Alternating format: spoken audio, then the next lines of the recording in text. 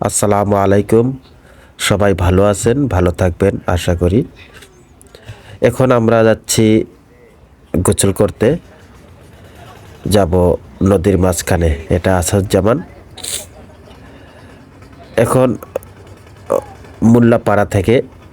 মোল্লাপাড়া ঘাট থেকে একটি স্টিল নৌকা নিয়ে চেলা নদীর মাঝখানে আমরা সবাই মিলেমিশে যাব গোসল করতে।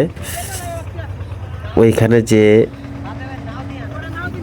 নদীর মাঝখানে নৌকা নোঙ্গর করে আমরা গোসল করব। আরে ভাই, তোমার কিছু হয় নাই, তোমাকে একটু দেখাচ্ছি। যাই হোক, এটা হলো বিনোদনের জন্য দেওয়া।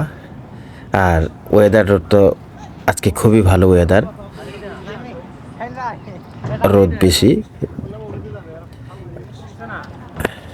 সবাই আমাদের সাথেই থাকবেন। নদীর মাঝখানে নৌকা নোঙ্গর করে গোসল করাটা মজাই আলাদা। প্রায় আমরা 20 জন ছোট বড় সবাই মিলে আজকে গোসল করব নদীর মাঝখানে। আর আশেপাশে যে সবুজে গাছগাছালি দেখে খুবই ভালো লাগে। আর এই যে শুরু আমাদের গোসল। নদীর মাঝখানে নৌকা নোঙ্গর করলাম, একের পর এক আমরা নদীতে ঝাঁপ দিতেছি। Wow, so nice Asaduzzaman. একের পর এক আমরা গোসলে নেমে পড়ছি। আর এখানে কিন্তু অনেক স্রোত, এই কি নদীতে কিন্তু অনেক স্রোত, কিন্তু উপর থেকে বোঝা যাচ্ছে না, কারণ নদীতে ইন্ডিয়া থেকে পানিটা নামে। এটা হলো চেলা নদী। এই নদীতে অনেক স্রোত আছে, কিন্তু উপর থেকে বোঝা যাচ্ছে না।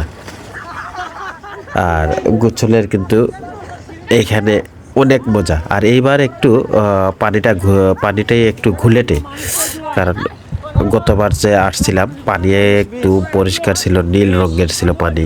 আর এইবার পানি অনেক ঘোলাটে। আর এইদিকে একটু উঠতে কষ্ট হচ্ছে, কি একটা দেখি একটা ব্যবস্থা করা যায় কিনা। হ্যাঁ, তারপরে মাথায় আসলো এখানে নৌকার সিঁড়ি আছে, কাঠের যে সিঁড়ি, এই সিঁড়িটা এখানে বাঁধার ব্যবস্থা করলাম, কারণ সিঁড়িটা বাঁধলে আমরা নৌকায় উঠতে খুবই সহজ হবে। আর এখানে iPhone 70 Pro Max নিয়ে আসছে একজন। যাই হোক, আমি নিজেই একটা ড্রপ দিলাম। Wow, so nice. খুব ঠান্ডা পানি, খুবই মজা লাগতেছে। আর নদীতে কিন্তু সাঁতার কাটতে খুবই ভালো লাগে, তাই নিজেও নেমে পড়লাম সাঁতার কাটার জন্য। তাই নিজেও সাঁতার কাটতেছি, খুবই ভালো লাগতেছে।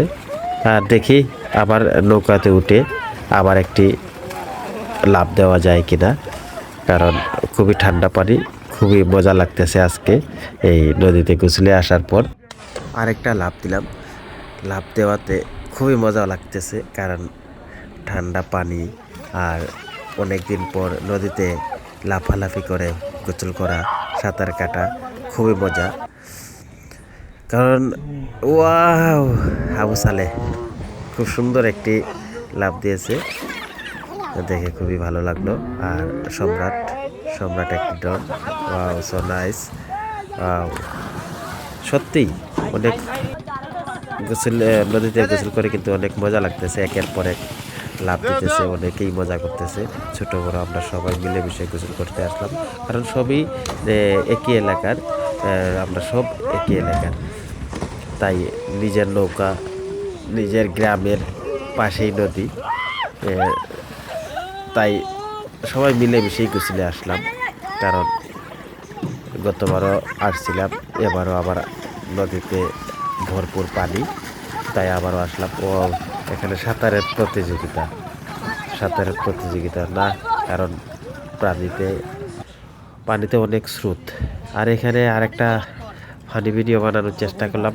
ব্রাজিলের একজন লোক ছিল, তাই ব্রাজিলের লোককে আমরা ফানি ভিডিও বানানোর জন্য রাজি করলাম। আমরা এখানে জার্মানি ছিলাম, আর্জেন্টিনা ছিলাম, তাই ব্রাজিলের লোককে নিয়েই মজা করলাম, কারণ ওরা তো আগে থেকেই 7 আপ। যাই হোক,